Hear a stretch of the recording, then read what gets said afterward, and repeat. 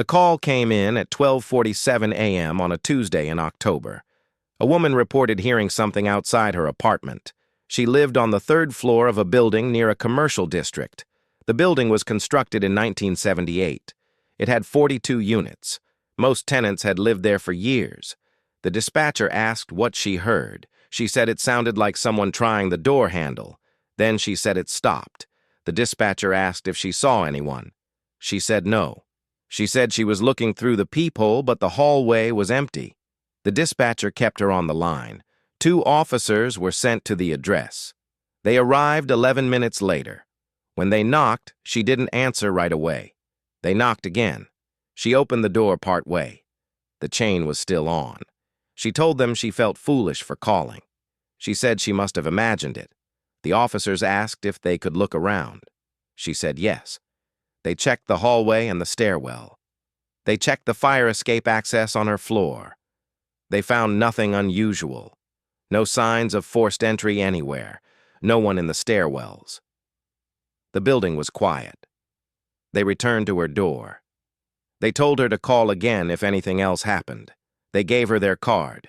She thanked them. She closed the door. They heard the deadbolt turn. They heard the chain slide into place.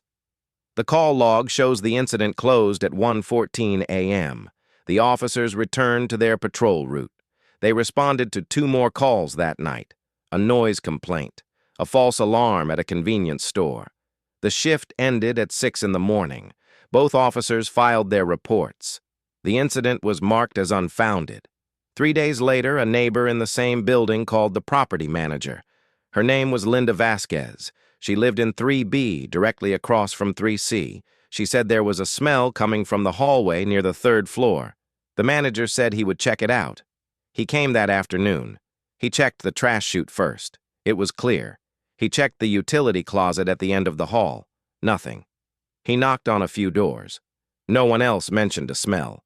He thought maybe something died in the walls. It happened sometimes in old buildings. The smell got worse. By Friday, 2 more tenants complained. The manager came back. He brought an HVAC technician. They checked the ventilation system. They found nothing wrong. The smell seemed to be coming from one specific area, near apartment 3C. On Saturday morning, another tenant called.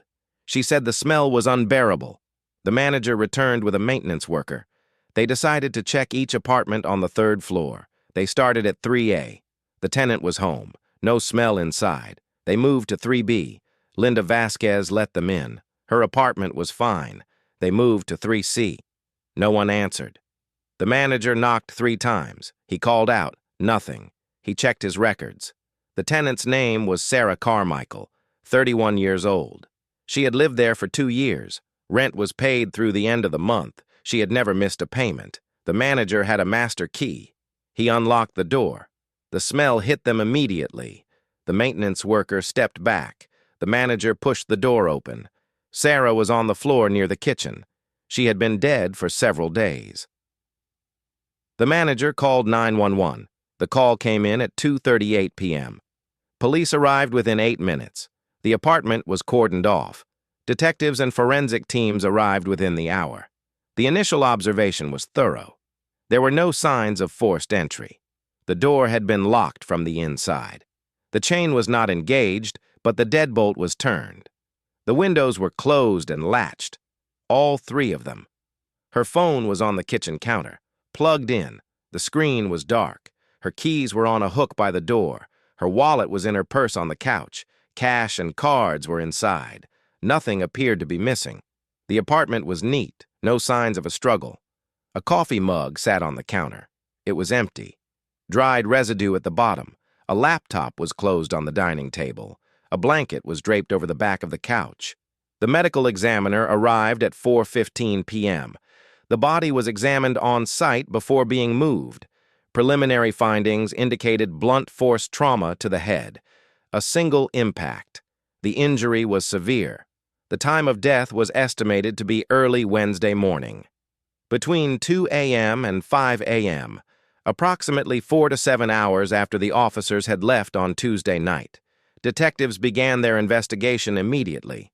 They reviewed the 911 call Sarah made on Tuesday night. They listened to the recording twice. Her voice was calm at first, then uncertain. She apologized for bothering them. She said maybe it was just the building settling. Old buildings make noise. The dispatcher had asked if she felt safe. Sarah paused before answering. She said yes. She said she just wanted someone to check. The dispatcher stayed on the line until officers arrived. The two responding officers were interviewed that same day, Officer Martinez and Officer Chen. Both had been with the department for over 5 years. Both remembered the call clearly. Officer Martinez said Sarah seemed nervous, but not afraid. She kept apologizing. She said she felt embarrassed. Officer Chen noted that she kept the door chain on while speaking to them. Standard precaution. She only opened the door fully after they showed identification. They asked if she had been having any problems. She said no. They asked if anyone had been bothering her. She said no. She told them she was probably just hearing things. She worked from home. Sometimes the isolation made her jumpy. She thanked them multiple times. She closed the door. They waited in the hallway for a moment. They heard the deadbolt. They heard the chain. They left. Detectives walked through the scene multiple times. They photographed everything. They documented every detail. The position of the body, the furniture, the locked windows, the intact door. The building had no security cameras in the hallways. Budget constraints. The landlord had discussed installing them 2 years ago. It never happened. The entrance had a camera, but it faced outward toward the street. It captured people coming and going, but not faces. Not clearly. Detectives reviewed footage from nearby businesses, a convenience store 2 blocks away, a gas station, a bank across the street. The footage was grainy. Timestamps showed normal activity. Nothing suspicious around the time Sarah died. Neighbors were interviewed over the following week. The building had mostly long-term residents. People kept to themselves. Most barely knew Sarah. The tenant in 3A said Sarah was quiet, polite. They would say hello in passing, nothing more. He worked night shifts. He wasn't home the night Sarah died. Linda Vasquez in 3B knew Sarah slightly better. They had talked a few times in the laundry room. Small talk, weather, the building's maintenance issues. Linda said Sarah seemed nice but reserved. She mentioned that Sarah had seemed distracted lately, more withdrawn than usual. The tenant in 3D, directly next to Sarah, was an elderly man named Frank Delgado. He was hard of hearing. He didn't hear anything unusual that week. He went to bed early most nights. He took medication that made him sleep heavily. A woman on the second floor said she had seen a man in the building 2 weeks before Sarah died. She didn't recognize him. She was coming home from work. He was in the hallway near the mailboxes. She assumed he was visiting someone. Average height. Dark jacket. She couldn't remember his face.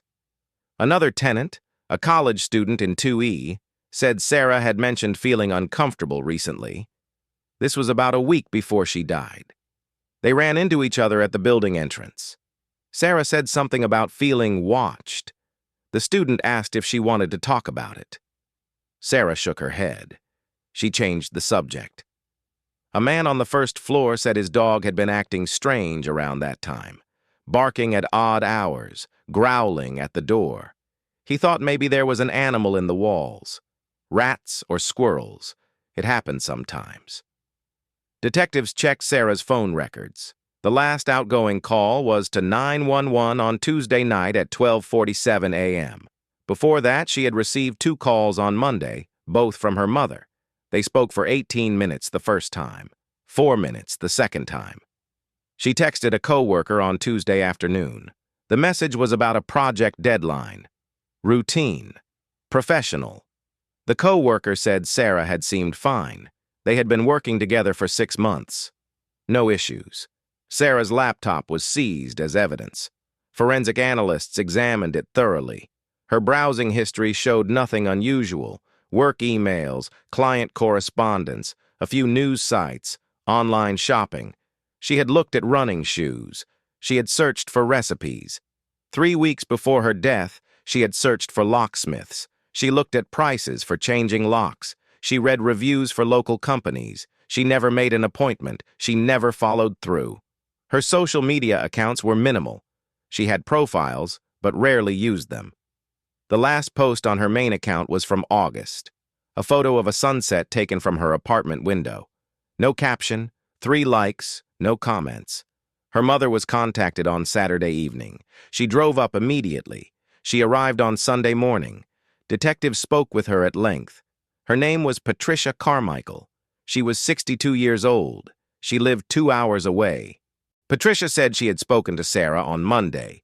Sarah sounded tired but not upset. They talked about work, about Patricia's garden, about an upcoming family gathering for Thanksgiving. Sarah said she would try to make it. She usually said that. She didn't always follow through. Patricia said Sarah had always been private, even as a child. She didn't share much about her personal life. She had a small circle of friends. She preferred it that way. Patricia mentioned that Sarah had been in a relationship that ended about 6 months earlier. The breakup was mutual, quiet, no drama. The boyfriend's name was Eric Townsend. He had moved to another state in July for work. Detectives located Eric Townsend within 48 hours. He was living in Phoenix, working as a software developer. He was cooperative, shocked by the news. He provided his alibi without being asked. He had been at work all week. His employer confirmed it. Co-workers confirmed it. Security footage from his office building confirmed it. He had attended a team dinner on Tuesday night. He didn't leave Phoenix. Detectives asked about the relationship. Eric said it ended because of the distance. He got a job offer. Sarah didn't want to move. They decided not to do long distance. They parted on good terms. They hadn't spoken in months. Sarah had a younger sister. Her name was Jennifer. She lived out of state as well. She said Sarah called occasionally. Birthdays, holidays, they weren't particularly close. Jennifer said Sarah had mentioned thinking about getting a dog. For company, for security maybe. She never did. There were no suspects, no witnesses, no clear motive. The forensic analysis of the apartment took over a week. Every surface was examined. Fingerprints were lifted from the door, the windows, the kitchen, the bathroom. Most belonged to Sarah. Some belonged to maintenance workers who had been in the apartment months earlier for a leak repair. A partial print was found on the doorframe near the entrance. It was smudged. Only a fragment. It didn't match anyone in the database. It couldn't be used for comparison. It could have been there for weeks. Trace evidence was collected. Fibers from the carpet. Hair samples from the bathroom. Most were consistent with Sarah. A few fibers near the entrance didn't match anything she owned. They were dark blue, synthetic, common material, the kind found in thousands of jackets and sweaters. They could have come from anyone, a visitor, a delivery person, a neighbor brushing past in the hallway.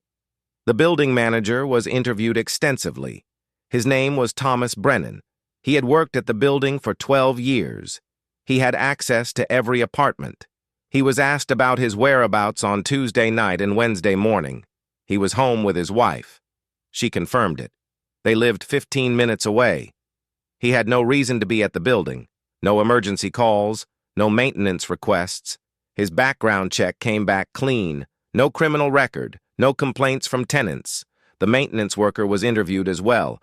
His name was Miguel Santos. He had worked for the building for 8 years. He also had master keys. He was home on Tuesday night. His girlfriend confirmed it. Background check was clean. Detectives examined the locks on Sarah's door. They brought in a locksmith consultant. No signs of tampering, no scratches, no tool marks. The lock was standard. Not pick-proof, but it would take skill and time. Someone would have needed to stand in the hallway. Someone could have seen them. Detectives returned to the night of the first call. They walked the building at the same time. 12:47 a.m. on a Tuesday. They checked the stairwells, the fire escape, the roof access. They looked for blind spots, places someone could hide. There were a few. But cameras would have caught someone entering the building. No one suspicious was seen. Other residents were asked specifically about that night. Did they hear anything? See anything? Most were asleep. One man said his dog barked around midnight. He didn't think much of it. Dogs bark. Another tenant said she heard footsteps in the hallway around 1 a.m. She assumed it was someone coming home late. She didn't look. She went back to sleep. A woman on the second floor said she thought she heard a door close on the third floor around 3 a.m. Wednesday morning. She wasn't sure. She was half asleep. She couldn't say which apartment. Detectives reviewed building maintenance records going back 6 months. There had been plumbing work on the second floor the week before Sarah died. A contractor had been in the building for 3 days. He accessed several apartments to check pipes. His name was Kyle Simmons. Kyle Simmons was interviewed. He remembered the job. He didn't go to the third floor. His work order specified second-floor units only. He was cooperative. His background check showed a DUI from 4 years ago. Nothing else. Sarah's work history was examined. She was a freelance technical writer. She worked for several companies remotely. Manuals, documentation, training materials. Her clients were contacted. All had the same description: reliable, professional, detail-oriented. No conflicts, no complaints. Her finances were reviewed. Bank statements going back a year. Rent paid on time every month. Utilities, groceries, modest spending. She had savings. Not much, but steady. No large withdrawals, no unusual transactions, no payments to anyone suspicious. Detectives checked pawn shops in the area. They checked online marketplaces, Craigslist, Facebook Marketplace, OfferUp. Nothing belonging to Sarah had been sold. Nothing was missing from the apartment that her mother could identify. The medical examiner's full report came back after 2 weeks. The cause of death was blunt force trauma, a single blow to the left side of the head.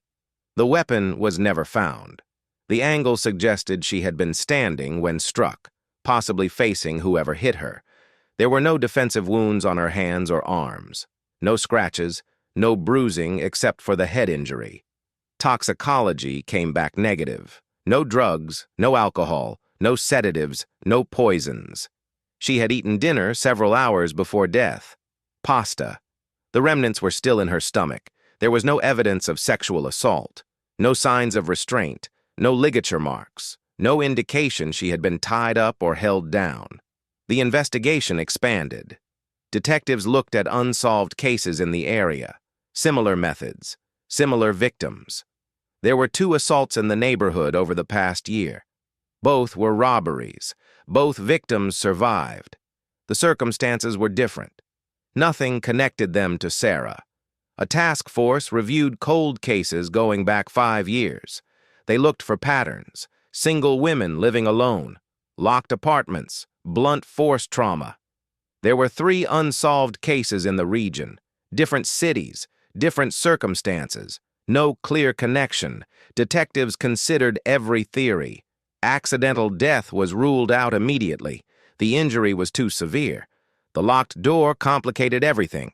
If someone had been inside, how did they leave? If someone entered after the officers left, how did they get in? One detective noted the timeline. Sarah called 911 at 12:47 a.m. Officers left around 1:15 a.m. Time of death was estimated between 2 a.m. and 5 a.m. That left a window, small but possible. The theory was someone had been in the building, someone who knew the layout, someone who waited, but who and why?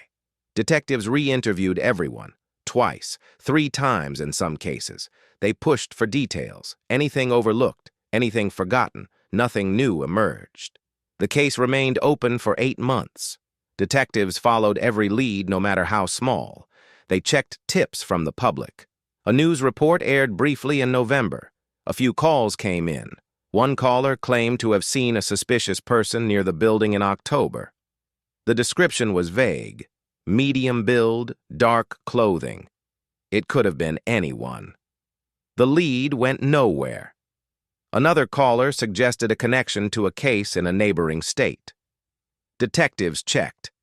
There was no connection. A psychic called. She said she had visions about the case. Detectives thanked her and ended the call. By spring, the case file had grown to over 300 pages.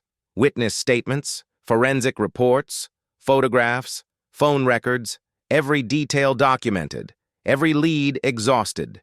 In June, the case was moved to inactive status, not closed, inactive. It meant no new leads were being actively pursued. It meant detectives had done everything they could with the available evidence. The official report lists the death as a homicide. No suspect was ever identified. No arrest was made. No charges filed. The case remains technically open. It can be reopened if new evidence emerges. Sarah's apartment was cleaned by a professional service in March. Her family took her belongings. Her mother kept her laptop. Her sister took some clothes and photographs. The furniture was donated. The apartment was re-rented in April. The new tenant was a graduate student. She knew nothing about what had happened there. The landlord was not required to disclose it by law. Sarah's family held a small memorial service in November, a year after her death. 15 people attended.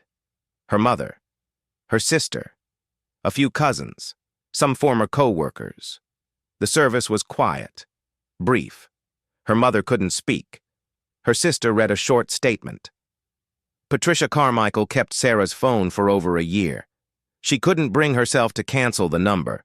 She would call it sometimes, just to hear the voicemail greeting, Sarah's voice saying she couldn't come to the phone, asking the caller to leave a message. Eventually, the number was disconnected. The 911 call from that Tuesday night is still in the system. Archived. The recording lasts 4 minutes and 32 seconds. In it, Sarah tells the dispatcher she feels silly. She says it was probably nothing. She laughs nervously. The sound is brief, uncomfortable. She says she's sorry for wasting their time. The dispatcher reassures her, tells her it's better to be safe, asks if she wants to stay on the line until officers arrive. Sarah says no. She says she's fine. She says she'll just wait by the door. There's a pause. Background noise, the hum of her refrigerator, the faint sound of traffic outside her window. Sarah says thank you. The dispatcher says officers are 2 minutes away. Sarah says okay. The call ends at 12:51 a.m.